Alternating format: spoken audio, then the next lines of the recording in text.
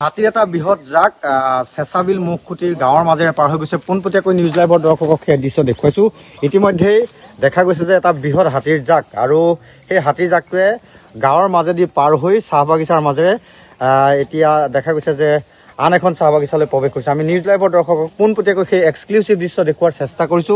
এটা দুটা নহয়, হাতীৰ এটা বৃহৎ জাক আৰু এই জাকটোৱে উৰে নিশা এই সমগ্ৰ অঞ্চলটো বিচৰণ কৰাৰ ফলত ইয়াৰ যিসকল জনতা সেই জনতা নিশা উজাগৰে পাৰ কৰিব লগা হৈছে। আমি পোনপটীয়াকৈ নিউজ লাইভৰ দৰ্শকক সেই এক্সক্লুচিভ দৃশ্য দেখুওৱাৰ চেষ্টা কৰিছোঁ আৰু প্ৰায় এই অঞ্চলটোৰে এনেধৰণে বৃহৎ হাতীৰ জাক পাৰ হয় আৰু যাৰ ফলত গাঁৱৰ ৰাইজ উজাগৰে নিশা পাৰ কৰিব লাগে।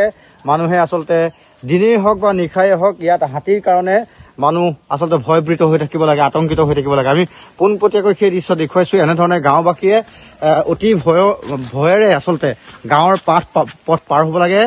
এটা হোৱা দোৱা এটা পৰিৱেশৰ সৃষ্টি হয়। এনেকৈ গাঁৱৰ জনতা মই দেখুৱাবৰ বাবে নিউজ লাইভৰ দৰ্শকক চেষ্টা কৰিছোঁ যে এনেধৰণে গাঁৱৰ মানুহৰ মাজত এক প্ৰকাৰৰ আতংকময় পৰিৱেশে বিৰাজ কৰে, যিহেতু এই অঞ্চলটোত প্ৰায়ে হাতী ওলায়।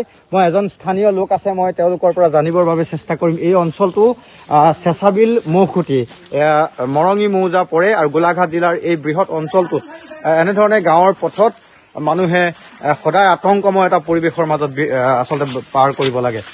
ইয়াত দেখা যায় যে প্ৰায় হাতী ওলায় আৰু এটা আতংকময় পৰিৱেশৰ সৃষ্টি হয় যেতিয়া হাতী ওলায়, কাৰণ সকলোৱে ভয় কৰে। হয় হয়, আপুনি ঠিকেই কৈছে।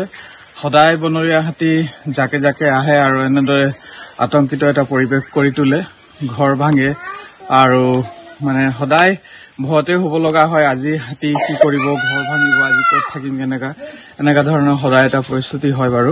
হয়, আৰু ল'ৰা ছোৱালী লৈ মানুহে ঘৰৰ পৰা এনেকে ওলাই আহিব লগা হয় ভয়তে। হয়, ল'ৰা ছোৱালী লৈ পেলাই বাটত ওলাই আহিব লগা হয় বা কাৰোবাৰ মানে এটা ছেফটি জেগাত যাব লগা হয়, তেনেকুৱা ধৰণৰ এটা মানে পৰিকল্পনা কৰিব লগা হয়। হয়, নিশ্চয়কৈ এনেধৰণে ল'ৰা ছোৱালী লৈ মানুহ ঘৰৰ পৰা ওলাই আহিব লাগে। আমি পোনপটীয়াকৈ সেই দৃশ্য নিউজ লাইভৰ দৰ্শকক দেখুওৱাৰ চেষ্টা কৰিছোঁ।